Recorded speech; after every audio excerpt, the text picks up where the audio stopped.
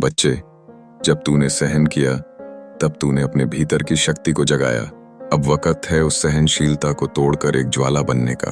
तेरी चुप्पी एक नई आवाज में बदलेगी और उसकी गूंज उन सेख के कानों में गूंजेगी जिन्होंने तेरा मजाक उड़ाया। अब तेरे आंसू, जो कभी दुर्बलता का प्रतीक थे, पत्थर बनेंगे और उन लोगों के लिए एक चेतावनी बन जाएंगे जो तेरे विश्वास की अग्नि को देख नहीं पाए। तूने जिन लोगों के सामने अपने आप को दुखी किया, अब वे तुझसे डरेंगे, क्योंकि अब तू उनके सामने एक सेना नायक के तौर पर उभरेगा।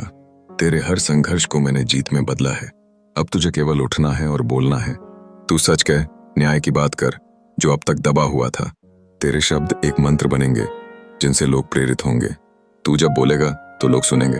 अब तू अपने डर को झिलाकर फेंक दे। डर के पास केवल वो लोग होता है जिन्हें अपनी आस्था पर विश्वास नहीं होता, लेकिन तू मेरी आस्था का ज्वाला है। इस बात को गणना से मात कर। तेरे हाथ अब खाली नहीं रहेंगे।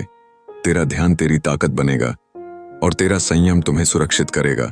जो तेरी समर्पित कठिनाइयों का मजाक उड़ाते थे, वे अब तुझसे नजरें नहीं मिला पाएंगे। तू उनके लिए एक खतरा बन जाएगा। तू उनकी आवाज को चुप कर देगा। जब तू खड़ा होगा, वहां सत्य की नींव रखी जाएगी।